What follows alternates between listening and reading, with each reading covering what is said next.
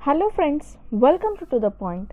In this session, let's continue our discussion on Delhi Sultanate 1.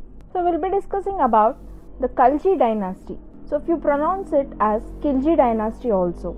So Kalji Dynasty, it was ruled from 1290 to 1320 AD, and from the period of 1287 to 1290 AD, it was a period of weak kings of the Ilbari dynasty, which is also called as Slave Dynasty. Slave Dynasty, it was overthrown by Jalaluddin Kalji. Kalji, it is a name of Turkish tribe. The most famous Sultan of Kalji Dynasty was Alauddin Kalji. Literary sources. The source of information of earlier sultans was Khat-e-Naziri, Tahrik-e-Firozshahi by Ziauddin Barni. It covers the entire history of around 100 years in a professional way, that is around 1258 to 1347 AD. Ziauddin, he was present during Tughlaq period and was not state sponsored. Another book, it gives the details of this period is Ashika, and it was written by Amir Khusru and Muftabul Futuh, and it was also by Amir Khusru. So these sources, it were about the victories by Jalaluddin and Qazain-ul-Futuh. Jalaluddin Kalji.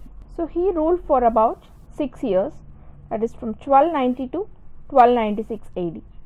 He ended the slave dynasty, which is also called as Ilbari or Mamuliks, and this event is known as Kalji Revolution. He was the first sultan who went beyond Vindhyas, that is the low range hills in Madhya Pradesh. He went up to Devagiri in Maharashtra.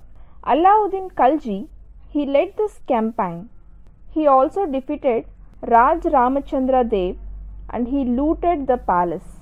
Alauddin killed Jalaluddin after he came back to the capital and he captured the power.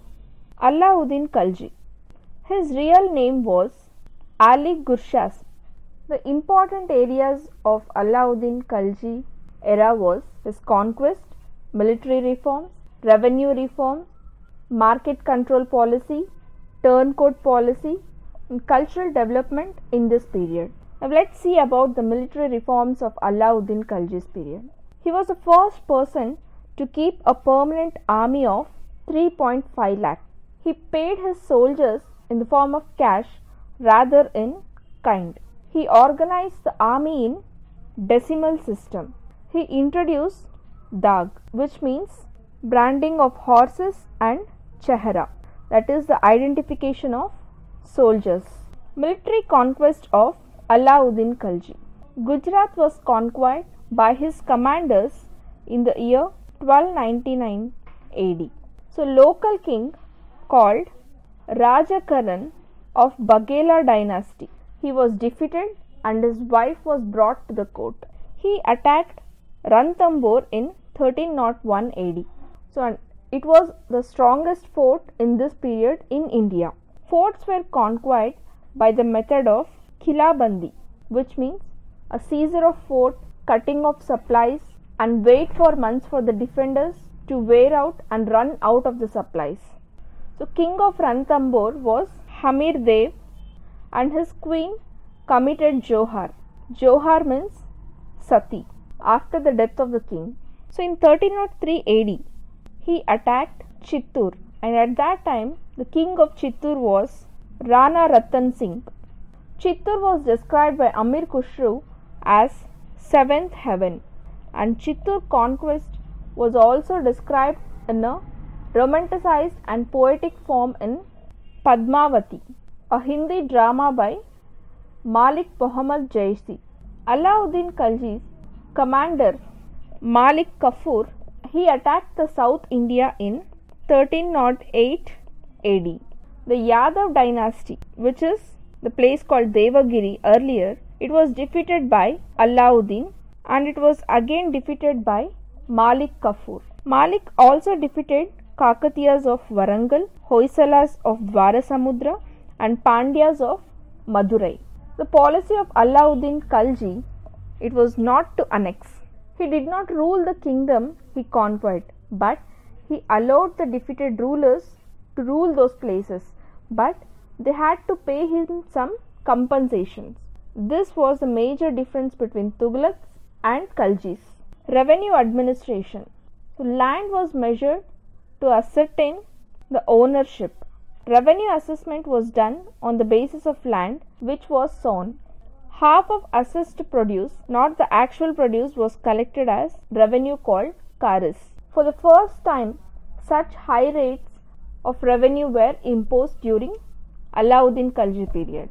He set up a new department of Diwan-e-Mustakhraj to collect details about the areas of revenue. He crushed the powers of intermediaries like Kut, Mukhadam and Chaudhry, who were reduced to pensions, mere pensioners. There are no records for earlier emperors for revenue collection. Hence, Alauddin is credited for the changes in revenue administration.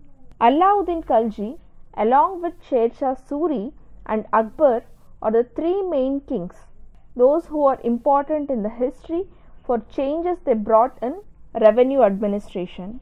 Market control policies. So this market control policy, it is a very unique policy which was enacted to maintain a large army. 3 markets were set up in Delhi: grains, cloths and manufacturing items, and for sale of animals and slaves. So he introduced 16 regulations for these markets in 1302 AD. And the highlights of these regulations were price control, procurement and registration. In the price control, the commodity would be sold at a price that is fixed by state. And remember, the price is not fixed by the market here. And this ensured there was no price fluctuation. Next comes procurement. Here the state would procure grains from the peasants directly.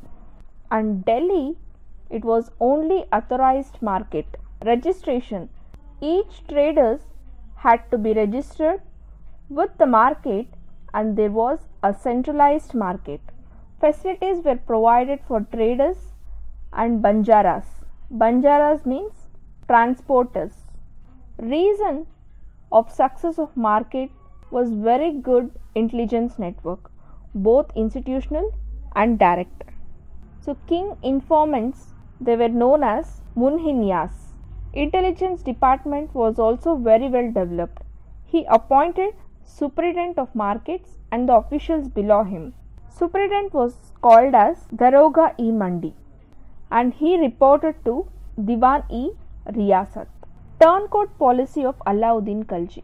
So this refers to the policy in which there are group of people who are considered elite, that is Umrah people, and this policy is about controlling this people. Alauddin, he was an autocrat and he did not believe in sharing the power with Umrah. So he made some policies to reduce their influence and power. So this group, they practiced drinking a lot, and to counter this, he banned social gatherings. Alauddin Khalji, he also banned marriages with Umrah to prevent consolidation of their relations. Cultural developments during his period, that is Alauddin Khalji's period in architecture. Alahi Darwaza, this is a second true arch building and layout in shape of horseshoe. Jhamat-e-Khana, this is the first building in India built in completely Islamic style. Siri Fort in Delhi. Alauddin Khalji, he attempted to build another minaret near Qutub Minar, which is known as Ala-e-Minar. He built a house-e-Alai, which was renovated by Firoz Shah Tughlaq and it was named as House-e-Qaz. Literature. So let's see about the Amir Khusru's literature, and his period was from 1251 to 1325 AD. Amir Khusru, he was a disciple of Nizamuddin Auliya. Amir Khusro, he served 5 sultans of Delhi. He was a historian and he wrote a book known as Tughlaq-Nama. So another important book was on Indian culture named as No-e-Sapar. Amir Khusro, he was a pioneer of Qawwali singing in India.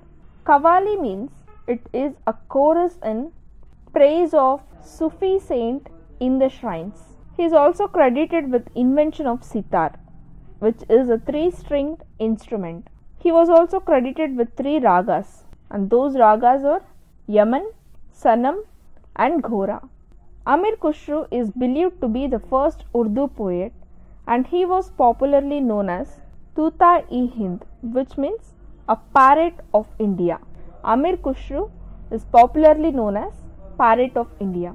The rulers after Alauddin Kalji, they were not powerful, and the first Indian origin Muslim king was Naseeruddin in 1321 AD, who came in power for few months during this dynasty, and he was a Hindu convert. That means the Muslim one who had converted to Hindu. So this is all about Kalji Dynasty. In the next session, let's see about the Delhi Sultanate too.